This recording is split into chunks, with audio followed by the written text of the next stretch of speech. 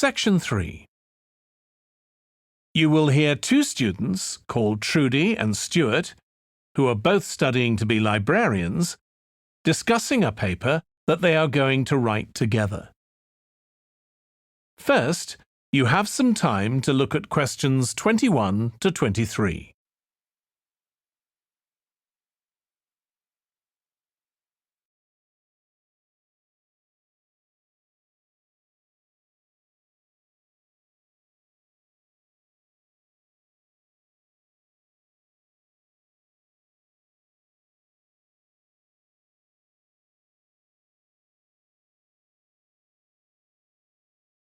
Now listen carefully and answer questions 21 to 23.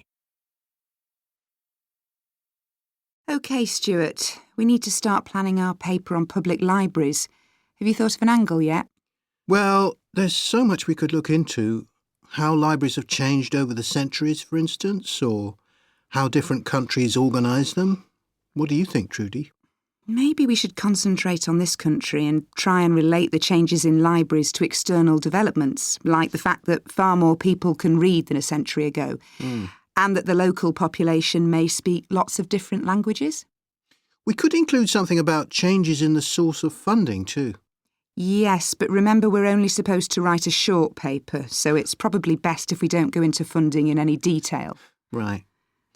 Well, shall we just brainstorm a few ideas to get started? OK.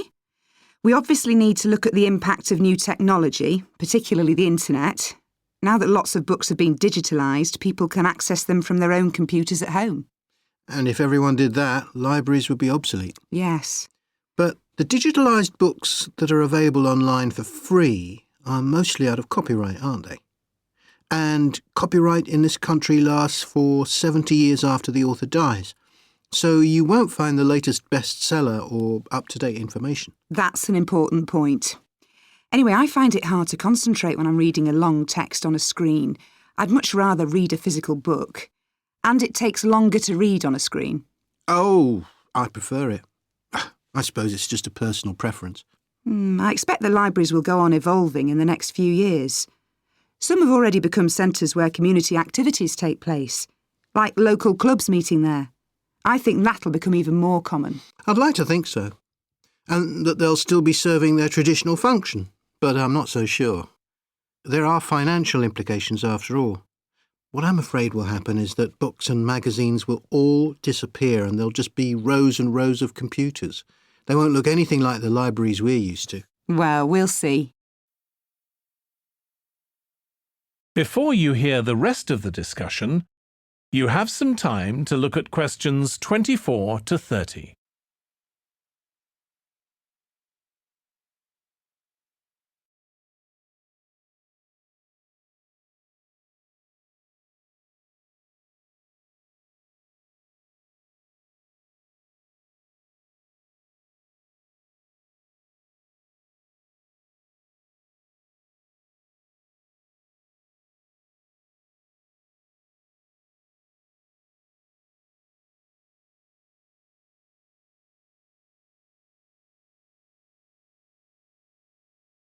Now listen and answer questions 24 to 30.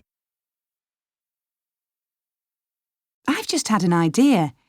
Why don't we make an in-depth study of our local public library as background to our paper? Yes, that'd be interesting. And raise all sorts of issues. Let's make a list of possible things we could ask about, then work out some sort of structure. For instance, we could interview some of the staff and find out whether the library has its own budget or if that's controlled by the local council. And what their policies are. I know they don't allow food, but I'd love to find out what types of noise they ban. There always seems to be a lot of talking, but never music. I don't know if that's a policy or it just happens. I've often wondered. Then there are things like how the library is affected by employment laws. I suppose there are rules about working hours, facilities for staff and so on. Right. Then there are other issues relating to the design of the building and how customers use it, like what measures does the library take to ensure their safety? They'd need floor coverings that aren't slippery, and emergency exits, for instance. Oh, and another thing, There's the question of the kind of insurance the library needs to have, in case anyone gets injured. Yes, that's something else to find out. You know something I've often wondered? What's that? Well, you know they've got an archive of local newspapers going back years. Well, next to it, they've got the diary of a well-known politician from the late 19th century. I wonder why it's there. Do you know what his connection was with this area? No idea. Let's add it to our list of things to find out. Oh, I've just thought. You know, people might ask in the library about local organisations like sports clubs. Well, I wonder if they keep a database or whether they just look online. Right. I quite fancy finding out what the differences are between a library that's open to the public and one that's part of a museum, for example. They must be very different. Then something else I'd like to know is... That is the end of section 3. You now have half a minute to check your answers.